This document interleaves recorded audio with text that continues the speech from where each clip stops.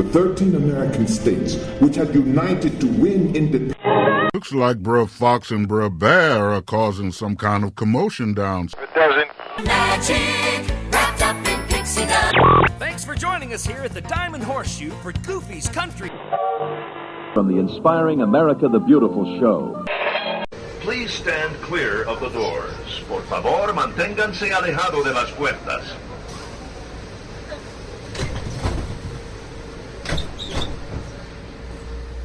Welcome aboard the Walt Disney World radio show Monorail.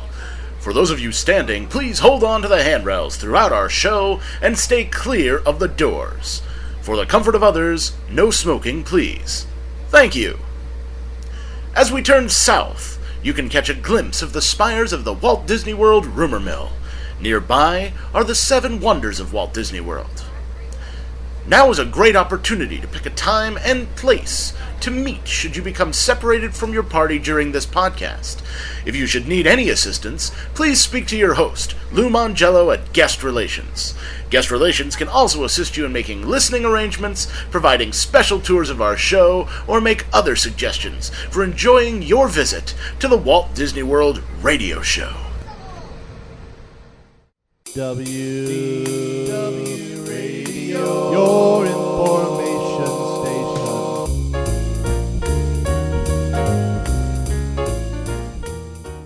Hello, everybody, and welcome back to the WDW Radio Show, your Walt Disney World information station. Thanks for tuning in once again. This is show number 7 for the week of March 25th, 2007. I'm your host, Lou Mongello, and this week I'm joined by Chantel Crawford, former Walt Disney World cast member and owner of DVCByResale.com, and we're going to talk a little bit about the new Disney's Animal Kingdom DVC Resort, answer some frequently asked questions about the DVC in general, and how the new announcement affects DVC resales. She's also going to offer some insider information about the rumored DVC Resort over at the Contemporary and future DVC properties worldwide. Kara Goldsberry, author of The Luxury Guide to Walt Disney World, also chimes in on her opinions of the new property, having been able to actually visit models of what the new suites will look like. Jonathan Dichter is back and will provide another great Voices Behind the Magic segment, and I will feature another quick Best of the Best at Walt Disney World with Chantel. Stay tuned for our very first Where in the World Have You Heard This contest, which should be a lot of fun and where you can possibly win some great prizes. Don't forget to go and visit the show notes page over at WDWRadio.com for links, images, and more information about the topics we discuss. It'll also give you the links to some of our special guests' websites, more information about the topics that we've covered on the show, as well as where you can go to the forums at DisneyWorldTrivia.com and talk about what you've heard on the show or what you'd like to hear in the future. So, with that being said, sit back, relax, and enjoy this episode of the WDW Radio Show.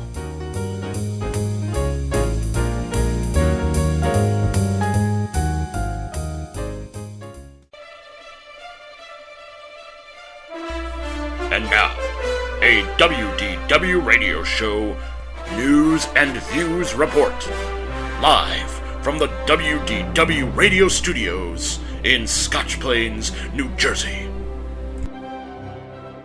Not a whole lot of news coming out of the Walt Disney World Resort this week, but there were a couple things I did want to mention and just touch on. The Monsters, Inc. Laugh Floor Comedy Club, which I said is going to be opening in early April after a couple of days of pass holder previews. Well, it looks like its name is actually going to be changed from the Laugh Floor Comedy Club to just Monsters, Inc. Laugh Floor. You can see the sign over at the attraction in Tomorrowland has been changed, and it used to say Laugh Floor underneath in yellow Comedy Club. Well, that just says Laugh Floor now playing. I am eagerly anticipating heading down, hopefully within the next couple of months, so I can experience this attraction for myself. I have heard some of the reviews, which are, from what I understand, not glowing, to say the least. It is not the e-ticket attraction that maybe Disney had hoped for, but I need to reserve judgment for myself until I see it. I did want to make a quick aside and talk about, this attraction and the whole defuturizing, if that's even a word, of Tomorrowland, because I think people continue to complain that this attraction and some others that have recently been brought in continue to take away from the original theme of Tomorrowland, and by virtue of its name being about tomorrow and being about the future. even before the mid-90s rehab, where they kind of rethought exactly what they wanted the land to do. But while I do agree, to a certain degree, I think we need to step back and look at the history of the land and the attractions that have comprised it. And I'm going to do a full kind of Tomorrowland retrospective and history segment in the future, pardon the pun. But I did want to mention this because I received a number of emails specifically about this attraction, Buzz Lightyear, Stitch's Great Escape, things like that. You know, if we look back to Tomorrowland when it opened in 1971, there were very, very few attractions in there. The first was the Grand Prix Raceway, which is really nothing all that futuristic there. There was no story behind it, much as like they've tried to do now, making it a more futuristic, racing kind of attraction. There was also the Skyway to Fantasyland. Again, nothing all that futuristic either about the design of the buckets or the attraction itself, other than maybe the 90-degree turn, which is something that had not been done. There was a 90-degree turn that it took as it left Tomorrowland and headed out towards Fantasyland. But other than that, it was a technology that had been around and used for a long, long time. Besides that, there was just a few shops and a couple of places to eat, and that was really it. But really until Flight to the Moon came in late 1971. But as we all know, by the time that attraction opened, it was really almost outdated by that time, having been to the moon already. Other attractions that came in were the Circle Vision films. You had America the Beautiful, Magic Carpet Round the World. Again, nothing all that futuristic or Tomorrowland-ish-y about them. If You Had Wings, again, talked really about travel, not about the future of travel, not about space flight travel, anything like that, just traveling to other countries. The Starjets, okay, they're rockets, although the technology itself wasn't all that futuristic. And the Carousel of Progress, which was about the past, and to a certain degree in one segment, about the future. Mission to Mars opened in 1975, and yes, that did change, and it did kind of let us look into the future of space flight and where we might go. But really, it was really just the name and the destination that changed, because that was kind of, okay, well, they also added a woman to the control room. But other than that, it was really Flight to the Moon with kind of a different overlay on it. So there's always been the theming of the land and the outside of the land that's been futuristic, but not necessarily the attractions therein. And that really is kind of the extent of it. So when people continue to complain about Monsters, Inc. going in there and Stitch going in there and Buzz Lightyear, again, let's look to the genesis of this land and how it's come along. And again, I'm going to kind of touch on this more in another segment for a future show, but I would love for you to weigh in. Send me an email, send me a voicemail, or talk about this on the forums at DisneyWorldTrivia.com, because I'd be very interested to hear what you think about this. A couple other quick little things is over at Disney's Animal Kingdom Lodge. They have a great little experience specifically for kids from 6 to 14 years old. It's a 3-hour adventure called the Bush Camp, and it used to be available only to guests at the lodge. Well, now it's available to everybody. And in this program, kids will learn about African culture. They'll be playing games. There's all kinds of food. They do crafts. They take a look at animals on the savannah, and they kind of do some things with some characters from the Lion Kings. So it's offered every Saturday, starting March 24th. It's $70 per child, and it goes from 1 to 4 o'clock, again, every Saturday. You do need to reserve this in advance and hold it with a credit card. I know DVC members do get a 10% discount. I don't know really about annual pass holders. You can book this by calling 407-WDW-PLAY. It sounds like something that if you have kids of that age, it really would be a great program. And again, there's so many great kids programs throughout the resort. It's nice to see them opening this one up to kids, even if you're not staying at the lodge. And if you or your kids have actually done this, I would love to hear what they thought and what they felt about this experience.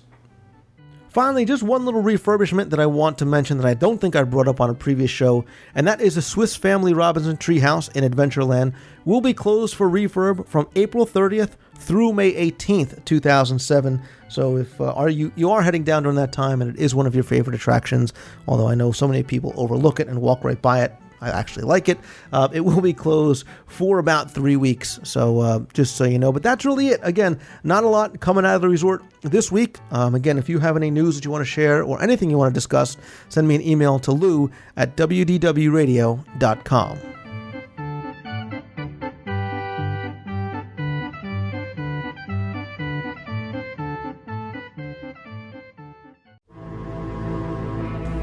Who knows what rumors lie in the hearts of Disney fans? Will you journey into the WDW rumor mill.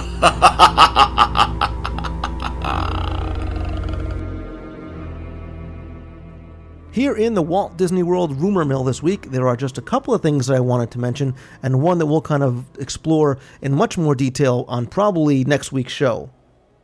The first rumor comes out of the Disney MGM studios and has to do with the upcoming Toy Story Mania attraction, as it appears that some details, and again, because this is a rumor, I don't know how accurate they really are leaking out about the layout of the ride and what the attraction is really going to consist of.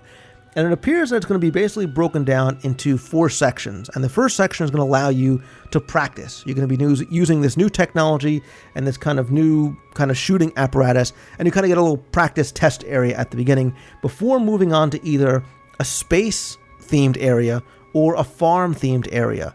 And obviously the games in each of those areas are going to be different. And obviously this is also going to increase the repeatability factor of this attraction. The assumption, obviously, therefore, is that the space-themed side will be more about Buzz Lightyear, and the farm-themed side will be more about Woody and Jessie and Ham and characters like that. After you've hit either one of those 2 paths, you're going to go back to the center, to the final section, and again, I'm not really sure what this final section is going to consist of, but again, it looks like, much like, I'll make reference to the old Mr. Toad's Wild Ride, there are almost 2 tracks that you'll be able to go on, which will give you a different experience, and I really, really like that aspect of it. Now, how these paths are actually going to be chosen, I don't know. Is it going to be something random? Is it going to be alternating? I would highly doubt it's probably going to be something chosen by the guest, although that would be very cool, a la Horizon's ending. As more details come out, I will let you know. Of course, if you hear anything, by all means, please let me know as well, and I will share them with everybody. The next of my 3 rumors has to do with Pirates of the Caribbean. No, I'm not talking about the upcoming 3rd movie, or the attraction, or even the Pirates and Princess Party. What I'm talking about is something that, if it comes true, could be very cool and possibly the start of something we might be seeing throughout the resort in other places. What would you think of a Pirates of the Caribbean themed room at one of your favorite Disney resorts? Well, the rumor that I've heard is that over at Disney's Caribbean Beach Resort, Disney is looking into possibly theming not one, but a number of rooms into Pirates of the Caribbean themed experiences. I think unlike what they're doing over at the Sierra Tower of the Disneyland Hotel in Anaheim, I think what these rooms are going to be are not such high-end suites where there's all kinds of collectibles and merchandise and things like that.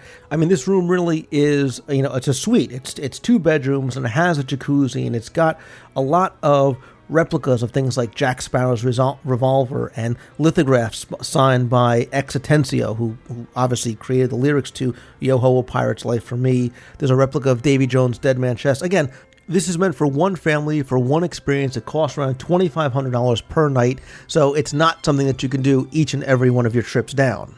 Instead, Disney is looking to theming a number of rooms over at this moderately priced resort, and my assumption would be, and I'm speculating here, that a themed room like this may be a little bit more than a normal room, but imagine going to Caribbean Beach, which of course is a perfect fit, and having a Pirates of the Caribbean themed room. I love the idea, and I wonder if this could be the start, if it is done and if it is successful, to them doing something like this resort-wide. Theming other rooms in other hotels, either to attractions or to films, really plussing the experience, really, again, adding another element and another reason to stay. Not that I think that you need any more, but another reason to stay on Disney property in a Disney-themed hotel, really getting that magic and getting that experience 24/7. I absolutely love this idea. This is one of these rumors that I hope comes true. While I think Caribbean Beach Resort is a great resort, it is a little spread out. That's kind of its one little detractor, but having something like this there, and they do have the space for it because it is a very, very large resort, and having more than one room that people can stay at a somewhat reasonable cost, it would just be wonderful, absolutely wonderful. And again, there's so much they can do, and so far that they can take this. Again, I would love to hear your opinions on this. Is this something that you would like to see? My assumption is going to be yes. Give me some of your ideas. What do you think they could do? What do you think this may be if in fact they do it? Send me an email, call the voicemail, or discuss this over at the WDW Radio forums over at DisneyWorldTrivia.com. The final rumor that I have is one that I think is one that we've all been looking forward to for a long time. I was going to touch on it last week, but did not want to be premature. And what I'm really going to do is bring in a special guest. We're going to talk about this at length and in much more detail next week. But Everybody has been asking, Lou, when and if free dining is going to come back. This has been rumored for a long time, wondering if it's going to come back. On or about April 12th, from what my sources tell me, we will be hearing from Disney officially that for guests visiting between August 26th and September 22nd, 2007, you will be able to get the free dining once again. It goes without saying how good of a deal this really is. Supposedly, this will be available for trips booked between April 12th and June 24th in order to take advantage of it. Again, we're going to talk more about this next week with a special guest. We're also going to talk more about the dining plan and the Disney dining experience, because I think it's something that not only do a lot of people not know about, but is confusing to many people. So we're going to kind of explore that a little bit more. But for those of you who have been waiting and anxiously anticipating the announcement, I think it is going to be coming in the next couple of weeks. So sit down, the wife and kids, and figure out when you're going to go, because it looks like free dining is going to come back. So that is going to do it for this installment of the Walt Disney World Rumor Mill. If you have any rumors that you want to share or anything you want to discuss, again, the email is lou@wdwradio.com. Call the voicemail at 206-202-4WDW, or discuss this in the forums over at DisneyWorldTrivia.com.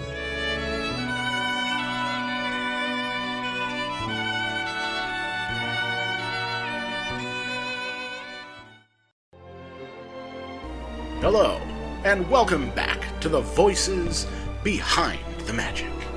This is the voice of WDW Radio, Jonathan Dichter. This week on Voices Behind the Magic, we profile the voice of Disneyland. Your attention, please. The Disneyland Limited, now arriving from a trip around Walt Disney's Magic Kingdom. For more than 2 decades, Jack Wagner's cheerful, friendly tone vocally captured the Disney spirit, making announcements at the Disney parks, in touring ice and arena shows, and doing voiceover for television and audiovisual presentations. Born Jack Francis Wagner on December 17, 1925, he was the official park announcer for Disneyland until 1993. Bear Country has trading posts, places to eat, and the wildest show in the wilderness, the Country Bear Jamboree. He is famous for various announcements over the PA system, parades, special events. He also did voice work for many Disney attractions, including precautions and safety instructions. One of his most famous lines is from a safety spiel at the Matterhorn bobsleds in Disneyland. Remain seated, please. Permanecer sentados, por favor. Because of the prevalence of his voice all over the park, he earned the nickname the Voice of Disneyland. Jack's association with Disneyland began in 1955 when he was invited to attend opening day. In the ensuing years, he guest announced and narrated Christmas parades and other programs, coming on board full-time as a consultant in 1970 and shortly after being named park announcer. Thank you for joining us on the Santa Fe and Disneyland Railroad. Besides being the voice of Disneyland, Jack Wagner also did work for the Walt Disney World Resort. His voice is still heard on the Walt Disney World monorail system. Please stand clear of the doors. Por favor, manténganse alejado de las puertas. Jack also provided the famous announcement in the original Main Street Electrical Parade in both Disneyland and Walt Disney World. Ladies and gentlemen, boys and girls, Disneyland proudly presents our spectacular festival pageant of nighttime magic and imagination in thousands of sparkling lights and electro-synthomagnetic musical sounds. The Main Street Electrical Parade. It has been said that no other man's voice has been heard over so many loudspeakers by so many people. Jack also produced music and sound for parades at both Disneyland, Walt Disney World, and background music for the themed lands in those parks as well as Tokyo Disneyland. Please remain seated until the train comes to a complete stop. Tomorrowland Station. Jack's recording for Disney was done at his own studio, 2 miles from Disneyland, in rooms filled with audio-video equipment and walls lined with memorabilia. Opening day tickets, a golden spike commemorating the opening of Big Thunder Mountain, posters, badges, and plaques. Although vocal cord surgery forced his retirement in 1991, he continued to make short announcements. And unfortunately, in June of 1995, we lost Jack Wagner. But still today, Jack's voice is heard. Ladies and gentlemen, in the Disney Disneyland parks, has now ended at the its Orlando normal International operating Airport, day. We hope you've and enjoyed as your one of visit the to the Magic voices Kingdom and that you'll be behind back with us the again magic. soon. Drive carefully on your way home. Good night.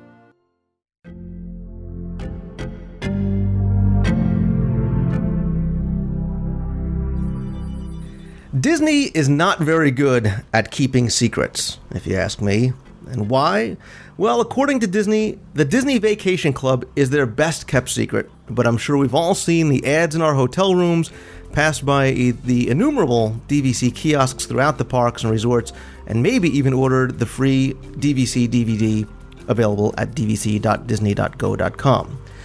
Well, with recent developments over at the DVC, and the announcement that they would be adding to their lineup of 7 existing DVC properties, the Animal Kingdom Lodge Disney Vacation Club, we wanted to have Chantel Crawford, a former cast member and owner of DVC by Resale, come on to talk about the new resorts, maybe the DVC in general, and how these changes may affect both current owners as well as people looking to buy or sell. Chantel Crawford, welcome to the WDW Radio Show. Well, thank you, Lou. It's a pleasure to be here. I appreciate your coming to me with this, and I just have to say up front, I'm certainly no expert. Disney keeps those secrets from me as well, but hopefully I can at least give some insight into the Disney Vacation Club. See, I was just going to introduce you as an expert, far more than me, so...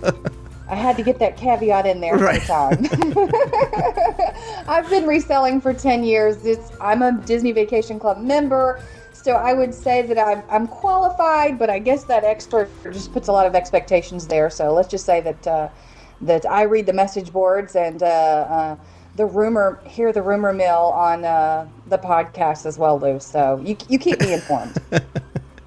All right. Again, very briefly, what the DVC is kind of Disney's non-traditional timeshare. They offer vacation planning flexibility, all kinds of money-saving benefits, and of course, their incomparable commitment to excellence. But what we really wanted to talk about, Chantel, was things that have been happening recently as far as the DVC is concerned. Recently, they announced that they would be developing the Disney Animal Kingdom Lodge Villas as the 8th DVC resort. It's going to join the 5 at Walt Disney World, the 1 in Vero Beach, and 1 in Hilton Head. It's going to be located at, obviously, the Disney Animal Kingdom Lodge, which was recently honored with the number 4 spot as the 50 greatest family resorts in both the U.S. and Canada. Before I kind of go into some of the details about the resort, why don't you tell us a little about what you've heard so far and what you think about the location and the property and whatnot? Sure. Sounds like you've actually done all your homework, Lou. That's great. You've let me know when you need a job. Because I think you've just described the Disney Vacation Club to a T very simply. That was great. The Animal Kingdom Lodge is exciting. It has created a frenzy among not only the members, but people who have been considering becoming members and have been on the fence, and this, I believe, has just pushed them to the edge. None of the other resorts as they were built created anywhere near the frenzy that this has created. So I'm excited about it. I'm excited to see how it's going to play out. My understanding right now is that they are clearing some of the concierge rooms, refurbishing them, redeveloping them, and that's going to be the phase 1 of the Disney Vacation Club. And that's supposed to open this fall, correct? Correct. They have already started selling. I have some current member clients who have called me and said, Chantel, we now own Animal Kingdom Lodge. We're so excited. We're going to try and go visit in September.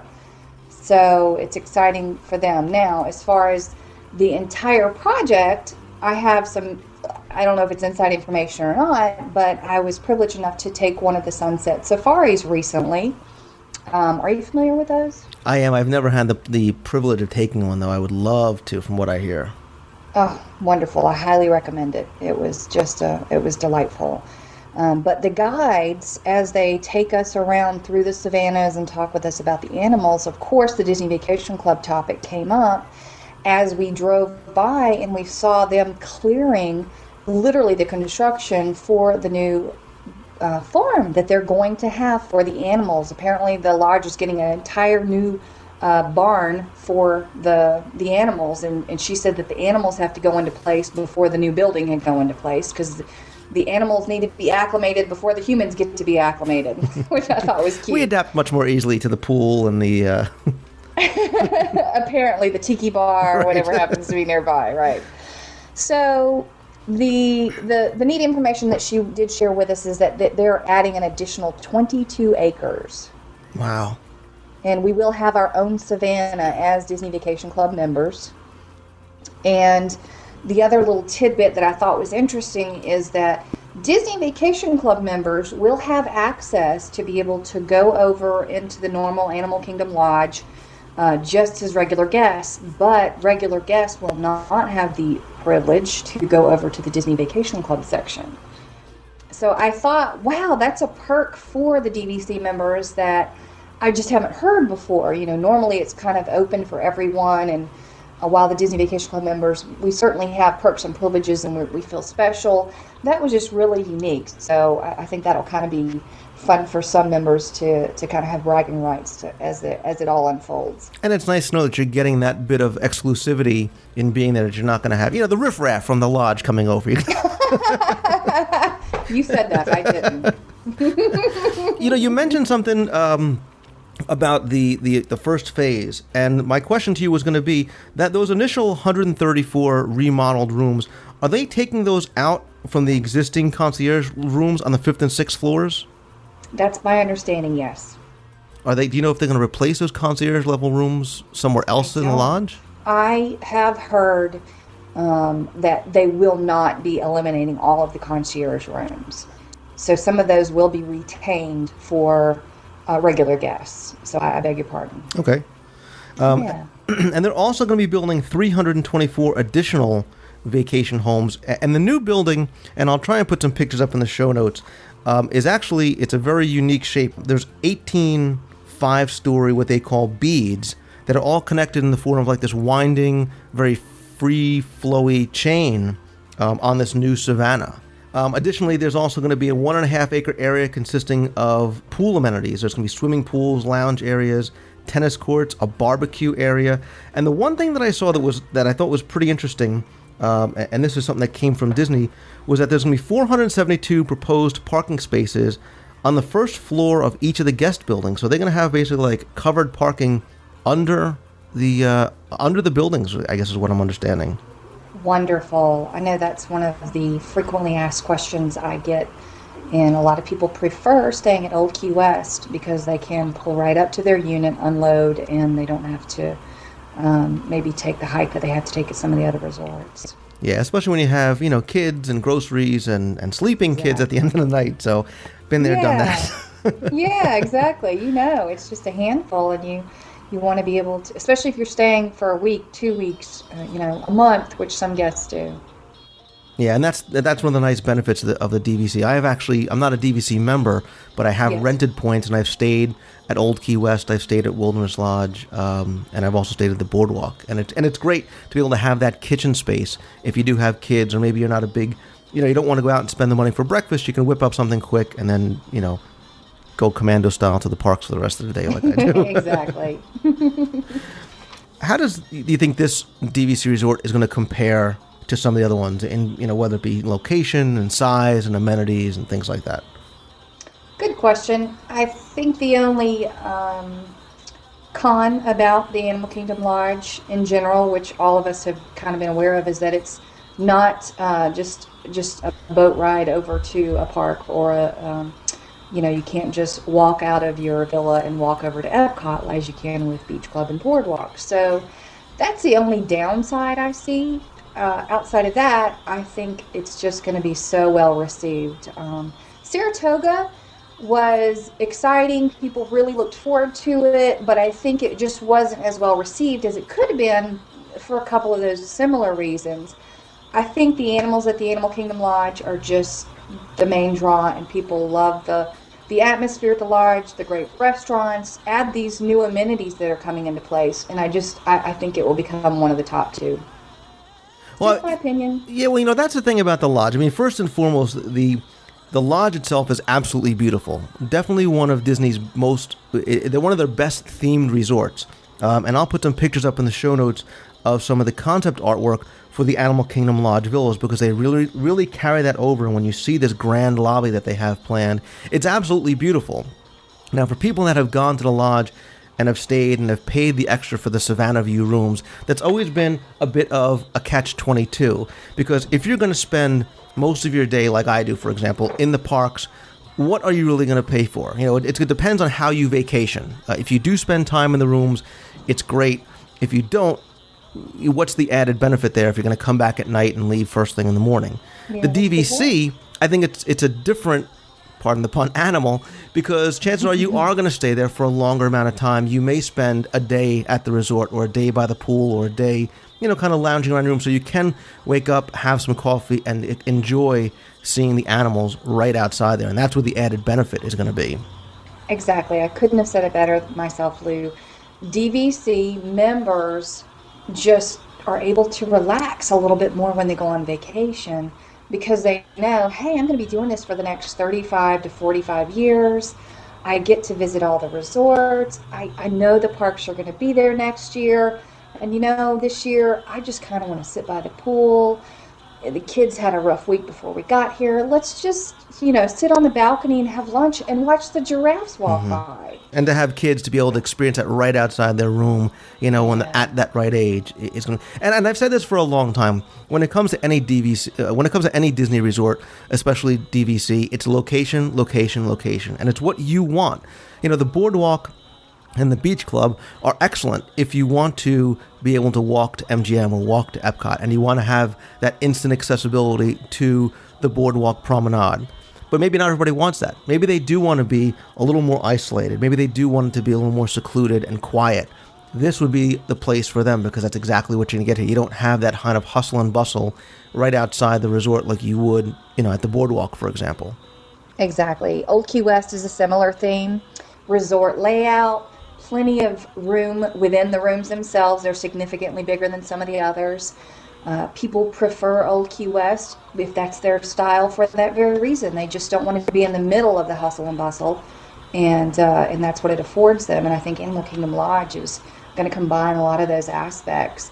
Again, as you mentioned, though, if they want to walk out and walk over to Epcot, that's not going to be the draw for that particular trip, but that's what's so great about the Disney Vacation Club. You don't have to come to one exclusive property every single year. That's a common misconception, actually. Some people think, well, it's a timeshare, I'm going to be stuck at that one place all the time. Not true. Disney is the most flexible system, so even if they buy Beach Club because they think they're going to be preferred that location, they're going to hopefully venture out and visit every other resort. Animal Kingdom Lodge when they want to relax and see the animals. Old Key West when it's summer and they want to sit by the pool. Boardwalk when they want to be able to walk out of the room, walk over to the Food and Wine Festival. It really has so much in terms of a little bit for everybody. Chantal, I think one of the biggest confusing points for people that are not familiar with DVC, and maybe you can just quickly touch on what this is and how it affects people. What exactly is your home resort, and how does it affect your ability of where you can stay and when you can stay? Because I know it confuses me still, so I'm sure I'm not the only one. No, that's a great question. I probably get that one at least once a day. The home resort, there's two aspects to look at when you're considering purchasing the Disney Vacation Club. And the home resort, the first and foremost is your reservation window. Some people plan far in advance. They have children schedules that they need to adhere to. Teachers especially, I hear often, our kids, we only get certain specific days, weeks of the year. We have to travel then. There's no choice in the matter. Those folks need a reservation window, sometimes up to close to a year out. And at your home resort, you can make your reservations up to 11 months in advance. The non-home resorts, you can make them up to 7 months in advance. So you've got a 4-month window at your home resort. So if you have a preferred place that you want to stay, that's probably where you want to buy, especially if you're limited as far as, we can only travel President's Week, we can only travel 4th of July. You're going to need that extra 4 months to make sure you get in at your home resort. The second consideration is maintenance fees and taxes. Each home resort has different property taxes and different maintenance or upkeep of that resort. A lot of people get confused with that. They say, what are the annual dues? What does that mean? Well, just as if you came to Florida and you bought a new house and you said, that's going to be our vacation home, you still need to maintain that home. You're going to pay somebody because you're not going to be here to take care of it. Somebody needs to cut the grass. Somebody needs to make sure the paint stays fresh. Somebody needs to make sure the plumbing is holding up. Everything, needs to be taken care of. That's what those annual dues go towards. They make sure that the properties are up to Disney standards so that when we arrive at our other home, everything looks the way we want it to look.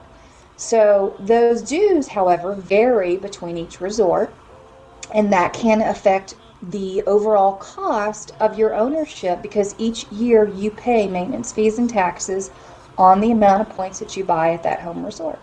So those are the two main considerations when it comes to saying, hey, this is where I want my home resort to be. Does that make sense? The light bulb just went off on my head. I got it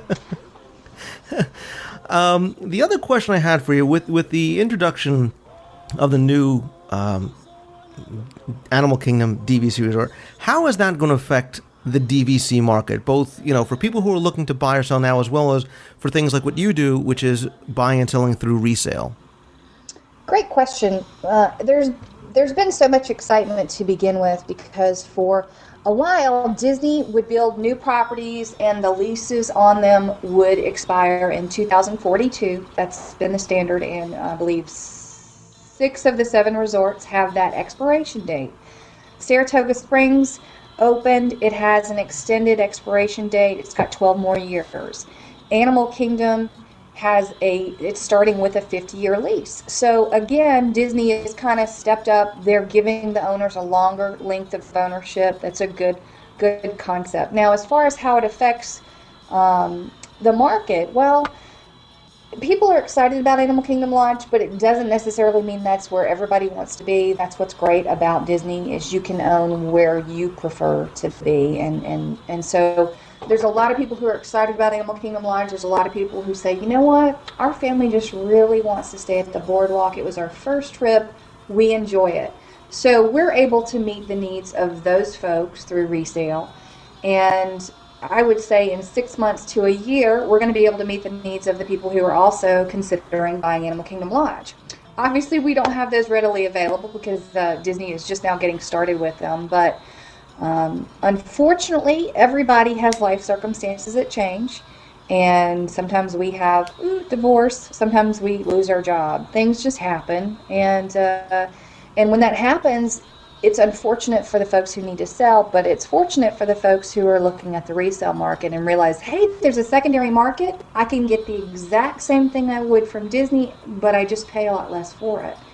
So we can meet those needs for the Animal Kingdom Lodge. Probably, like I said, it usually takes about 6 months to a year before we'll start seeing those come available, but you never know. One of the things we offer to our clients who contact us is that we have a newsletter that goes out for resale market pursuers, if you will. Folks who are saying, you know what, Chantel, we've learned about the Disney Vacation Club. We realize there's a secondary market that we can save money. We'd like you to keep us posted. We're still kind of, getting to understand, still deciding on our home resort. Would you keep us posted on the new properties as they come in? We'll send them a newsletter when we have a new property that comes along. It goes out about 3 hours prior to being published live on our website. So I would venture to say that first Animal Kingdom Lodge property that comes along will sell within that 3 hour period very quickly. Just contact us.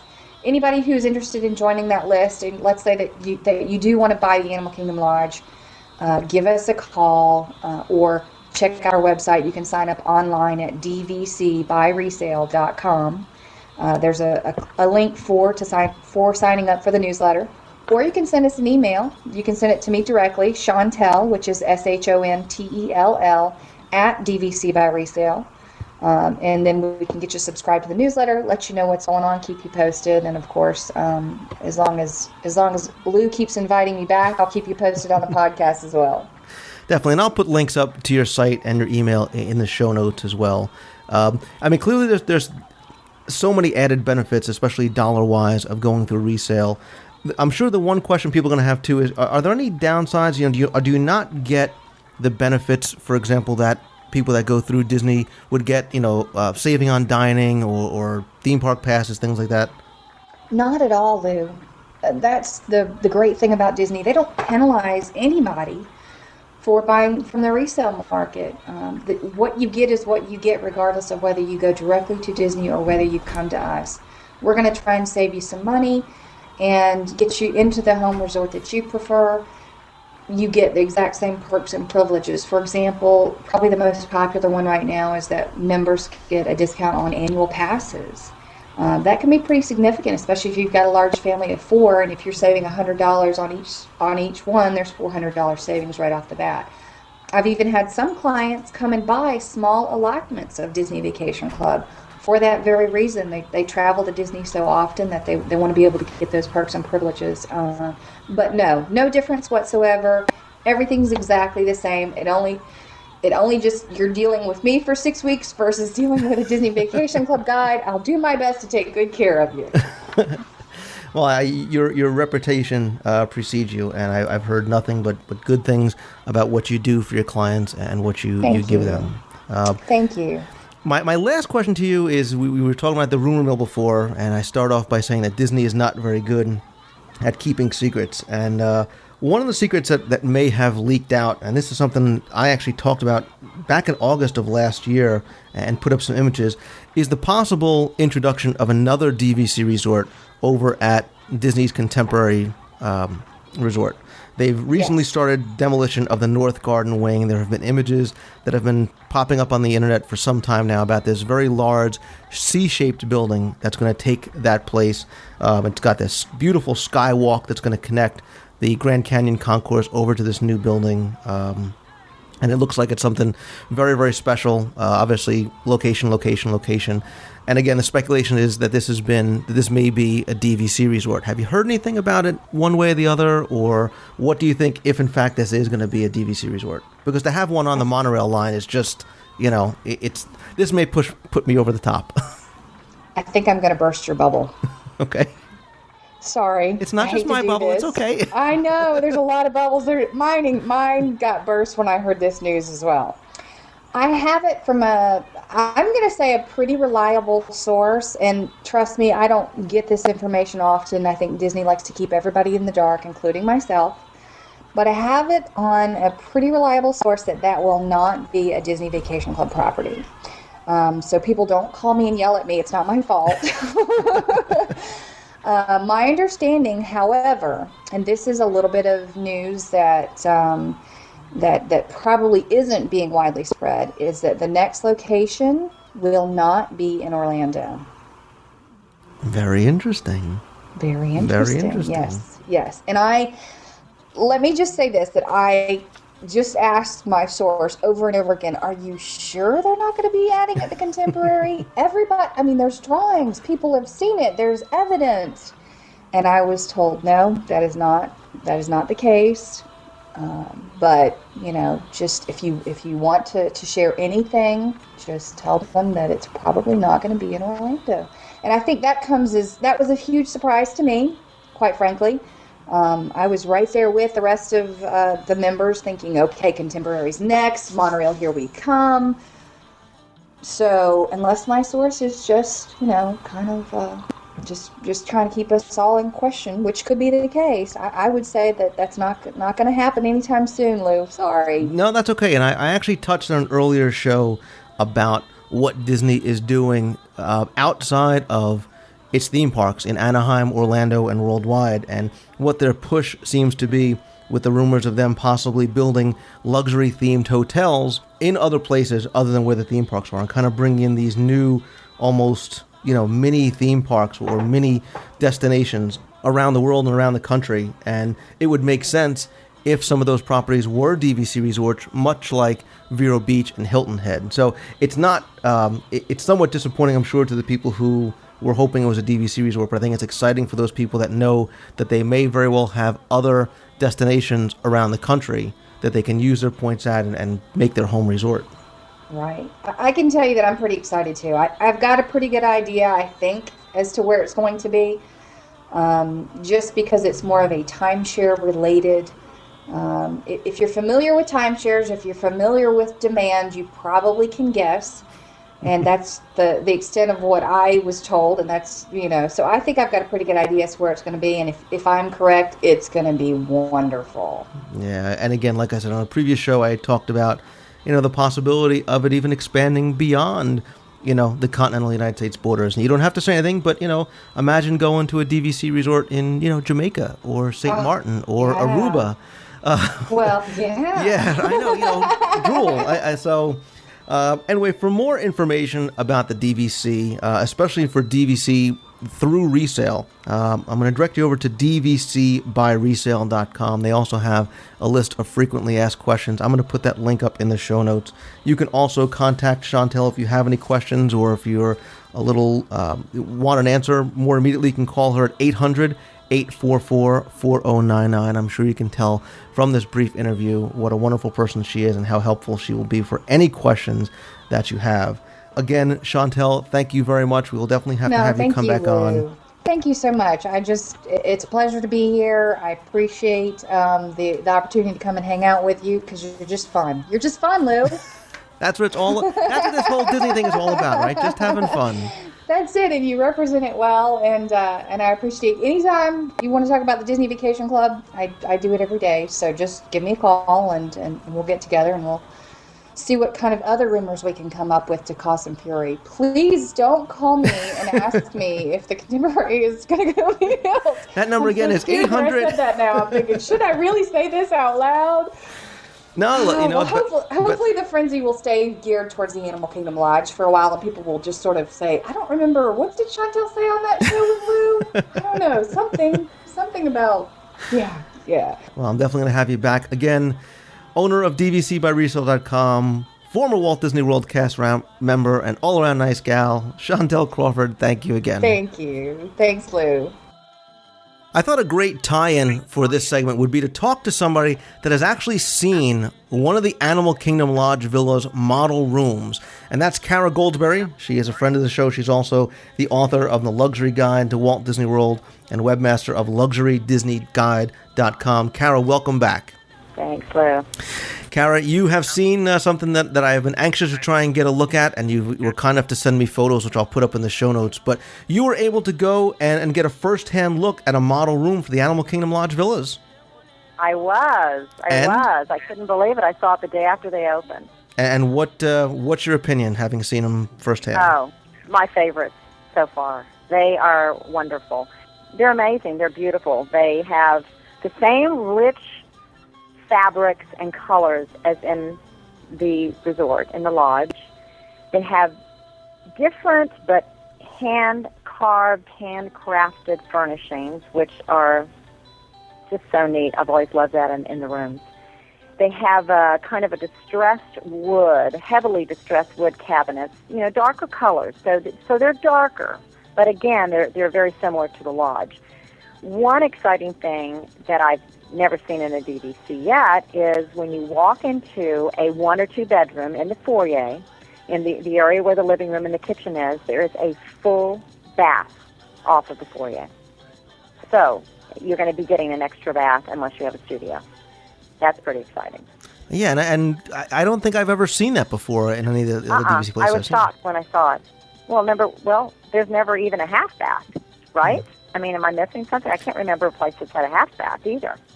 So this is a full bath, but very similar to the other DVC resorts and units.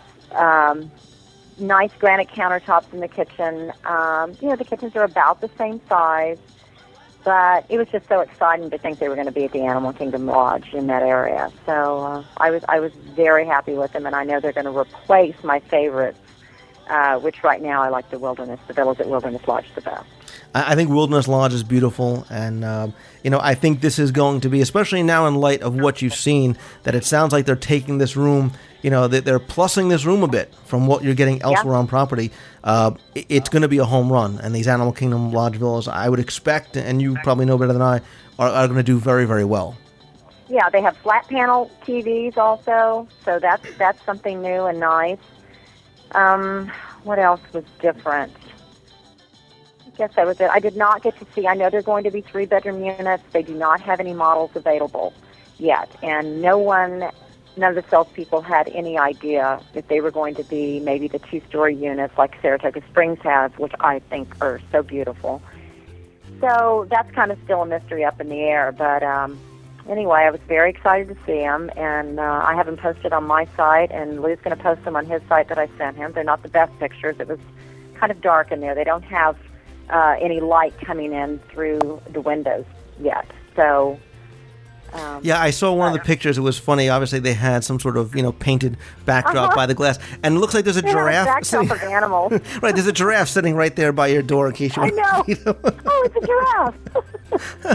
I'm going to link over to your site where you have a review and kind of some more notes about what you saw there. But correct me if I'm wrong. This is the new building is going to be called Kidani Village, and they're going to have. There's also going to be a new restaurant going into the to the. Supposed to be a new full-service restaurant. Yes, new pool. New pool, too. And another Savannah. Beautiful. Yeah, I'm going to put some, in the show notes, I'll put pictures up to some of the concept art for the new Animal Kingdom Lodge Villa. So it seems to be a consensus that they're going to be beautiful, they're going to sell very, very well, and now with what else is being built in the future down there on the southwestern portion of property, Animal Kingdom Lodge and its location is no longer an issue because it's going to now have everything that you need in one location. The Disney World is shrinking. But there's still plenty of room to build. So I know. For all those people who are fearful that we'll never get our 5th park, have no fear because who knows someday. But Kara, I want to thank you again for coming on and sharing your insights with us. Again, it's Kara Goldsberry, author of the Luxury Guide to Walt Disney World, and her website is luxurydisneyguide.com. I'll put that link up in the show notes. Kara, thank you again so much. Thanks, Lou.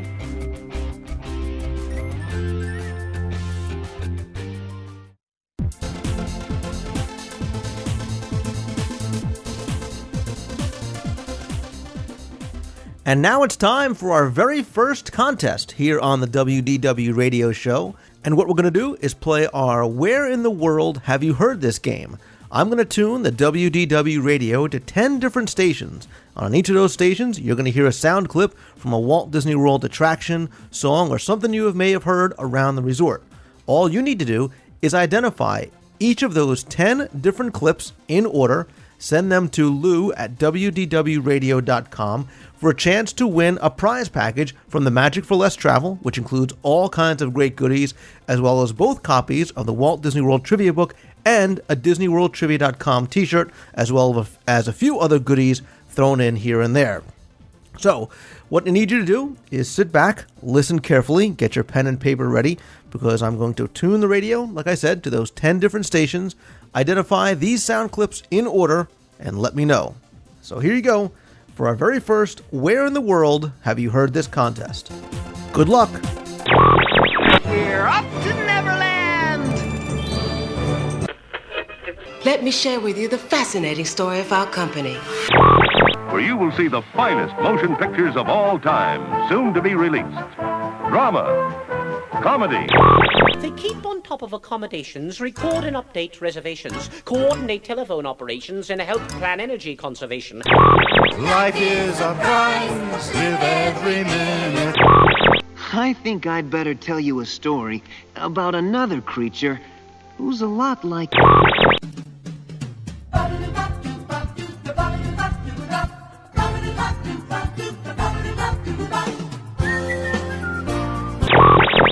Engine room, ahead 3/4. Stand by. Steady as she goes. You, there in the back! Suck in that gun and wipe that smile off your face! The Earth's an inspiring sight. There's adventure. Okay, there you are. There are your 10 different sound clips. Some of them are probably pretty obvious. Some of them may be a little bit tougher. Going to really test your knowledge of Walt Disney World. Remember, the sounds that you've heard may come from current attractions, former attractions, or maybe not attractions at all. Think globally. Think all around the resort where you may have heard these. I tried to make it somewhat challenging, but I hope you guys have fun with it no matter what. Anyway, like I said, you can send your answers in order to Lou at WDWradio.com. I'll let this contest run until Sunday, April 8th, 2007 at 11:59 p.m. I will take all of the entries. I will tally up all the correct answers, and I will pick from those who had the most correct answers. I will pick one winner out, and again, you will get that prize package from the Magic for Less Travel as well as from DisneyWorldTrivia.com. So thanks for playing, good luck, and most of all, have fun.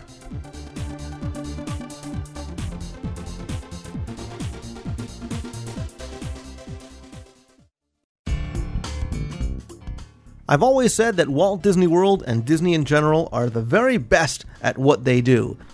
As part of our recurring Best of the Best at Walt Disney World series, we wanted to highlight some of the best at Disney's Vacation Club. And arguably, Disney's Vacation Club, again, is the best at what they do as far as a timeshare-style resort. And who better to bring in to talk about the best of the best at Disney's Vacation Club than our friend Chantel Crawford. Chantel, welcome back. Thank you, Lou. It's a pleasure to be back. We are going to talk about some of the best that Walt Disney World has to offer. And the first thing that we're going to do is we're going to talk about what is the best perk of being a DVC member. I mean, being a DVC member, has its benefits. There's so many of them. But what is the best of the perks that you get from being a DVC member? I think this is arguably the discount on annual passes. Right now, I believe you can get up to $100 off your annual pass. And if you've got a family of 4, that's still pretty good savings.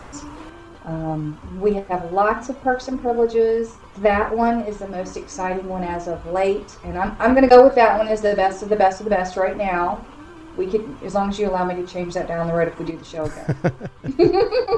Always. Woman's prerogative, you can change your mind anytime you like. Yes, Lou, you are the most intelligent man in the face of the universe.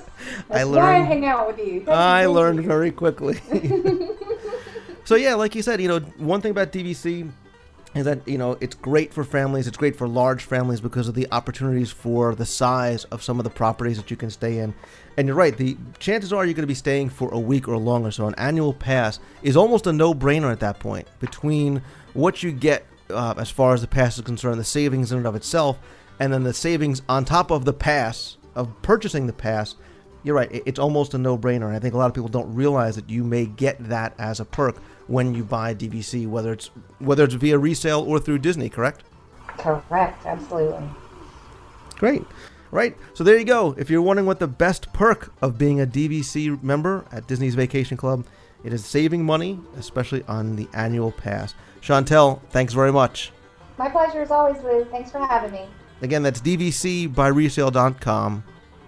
With the help of more of my special guests, we will continue to highlight the very best that Walt Disney World has to offer. If you have a suggestion or a question at what you think the best of something is at Walt Disney World, and again, it doesn't have to be the most expensive, most luxurious thing. It could be the best hamburger, could be the best quiet place, could be the best romantic spot on property. Anything that you think Disney may be the very best at, we will try and cover, again, with the help of so many different special guests that I have lined up. You can send your suggestions to Lou at WDWradio.com, or you can discuss these or any other best of the best ideas you may have at the WDW Radio forums at DisneyWorldTrivia.com.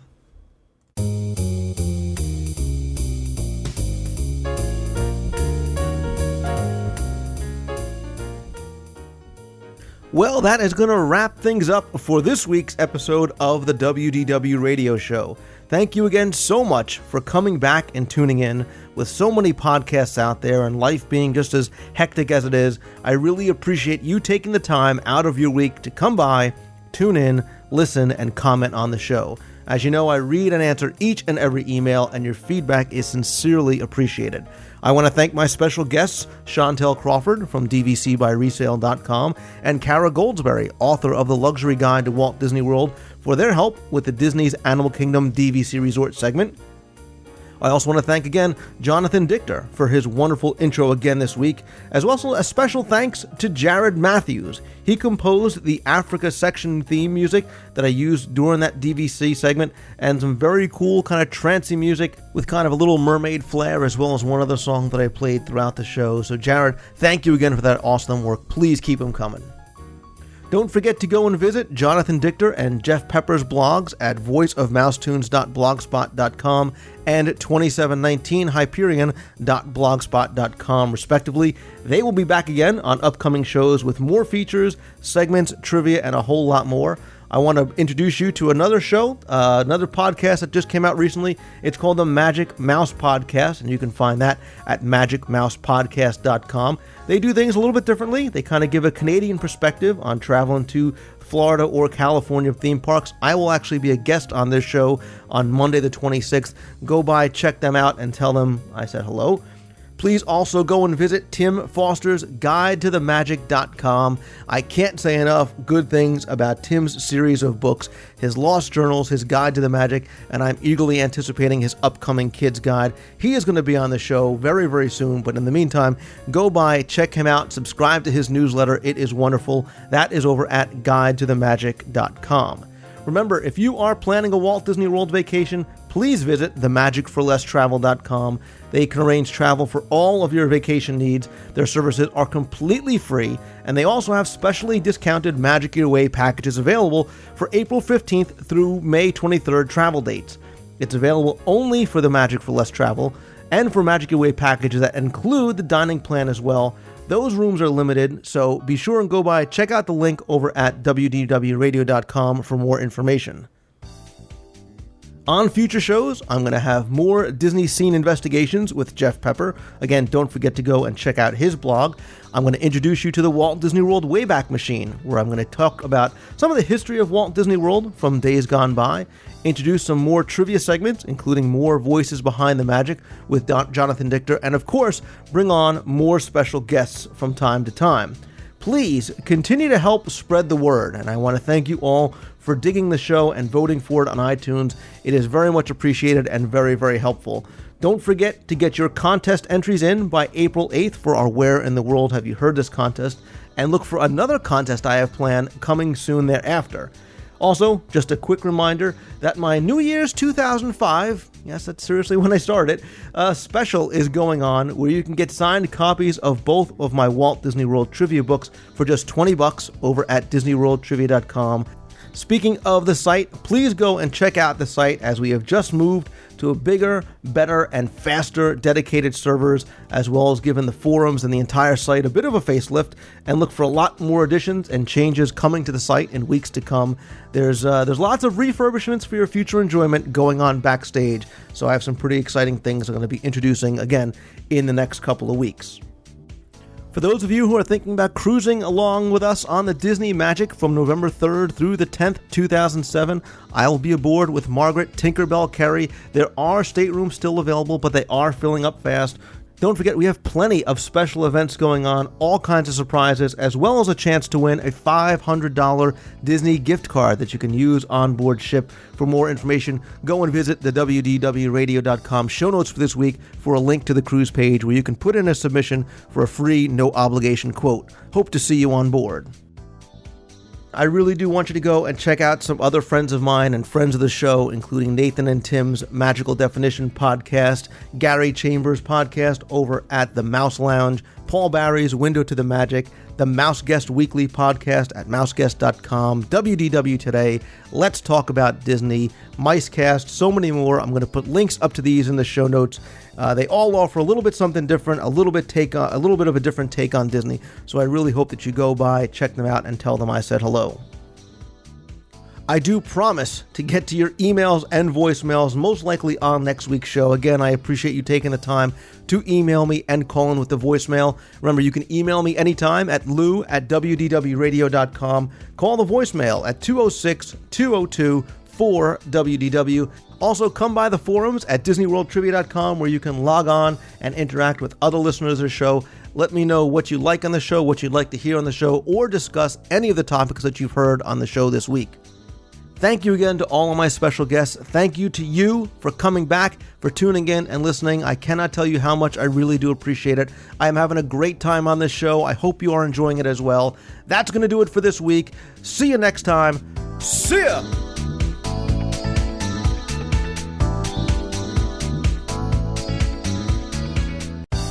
Hi, this is Jada from Pendleton, South Carolina, and I'm here with my best friend, Ashley.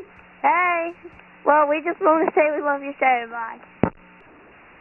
Hi, Lou. This is Matt calling from Cincinnati, Ohio. Just called to thank you for the great interview with Charlie Ridgway. That was really amazing listening to his stories, and I definitely will have to go check out the book now. But great interview. Keep up the great work. Thanks. Hey, this is Jada Keesley from Pendleton, South Carolina. I just love y'all's show. And the thing that makes my family unique is that we have a bunch of kids. We have 5 kids in our family. And my parents are out of town right now. So we're just having loads of fun. All right, thanks. Bye. Sorry about that. Looks like we had a power outage over here. It's Steve again. Let me start again. For starters, since we live in Miami, it's not like living in Orlando where going to Disney is like going to the beach. It's still considered a vacation, not a day at the park. But there's still some differences from those who come from the 4 corners of the globe. First of all, the need for an actual plan doesn't apply. It's more like whatever mood should strike us. We go at a much slower pace than your everyday visitor. We rarely get up before 9:30 because we know all the eateries are going to be filled with early risers trying to get to the parks when they open. It's too hectic. No, we'd rather eat calmly, around 10 o'clock, then maybe take a stroll around the resort, take a dip in the pool before heading over to the parks, usually around 1 or 2 in the afternoon. We miss a lot of the festivities from the morning, but we'd rather go later and stay later. Contrary to what some experts like Mike Scopa might think, he doesn't like the extra magic hours in the evening, we really enjoy them. The crowds are thinner, it's a lot cooler, sometimes 15 to 20 degrees cooler than in the afternoon. There's nothing I like more than seeing the parks lit up at night, especially during the holidays. Sometimes I even stay there till like 3 o'clock in the morning when they have the extra magic hours during the summer. And plus, the kids are usually passed out by that time, so me and my wife are, basically, it's almost like being alone. Which brings me to the next point. Living so close to the magic allows my wife and I those weekend getaways we married couples need in order to keep our sanity. There's nothing like dropping the monsters off at their grandparents for the weekend and escaping to Epcot for a couple days of grown-up magic. Not that kind, Permit. We can't wait to go up in May for the International Flower and Garden Festival. Fairs around the world. My wife also likes to schedule a massage when we visit without the children. Try pulling that weekend off, living somewhere else like, say, New Jersey. Not impossible, but difficult and very expensive. I guess living so close to the magic can be summed up by saying we have a bit more freedom to roam the parks as opposed to sticking to a game plan. At the end of our stay, we know that it won't be long before we come back, so whatever we miss this time around, we'll catch the next time around. There are other differences, but those monsters I told you about are coming close to their bedtimes that Daddy's got to go corral them up. Hey Lou, this is Catherine from New York. Me and my boyfriend were talking, and we figured out a good trivia question. How far apart are the trash cans at Walt Disney World? The answer is 20 feet. And the reason is we researched it, and Walt Disney supposedly wanted trash cans that far apart, so when he was touring the park with his, peeps, he could easily throw stuff out. So they ended up just making it a rule in Walt Disney World that the trash cans had to be 20 feet apart. Hopefully, maybe this will be in your new book. Can't wait for the new show. Bye. Hello, this is Jonathan Dichter. You may have heard my work as the voice of the now extinct Mouse Tunes podcast, and the current voice of both WDW Radio and the Magical Definition podcast's mascot, Shandy. But today I'm asking for your help. I've decided to get in shape and run in the 2009 Walt Disney World Half Marathon, and at the same time to help Lou Mongello and the DisneyWorldTrivia.com Dream Team Send at least one pediatric cancer patient and their family to Walt Disney World for a week. You can find out more information about how you can help me at my blog, voiceofmousettunes.blogspot.com. Your support of my health goals will help a little bit of Disney magic into all of our lives. And maybe we can be responsible for sending one or even more pediatric cancer patients to Walt Disney World to make their wishes come true. Again, voiceofmousetunes.blogspot.com, or feel free to email the host of this show, who can forward your email directly to me. Thank you again for listening.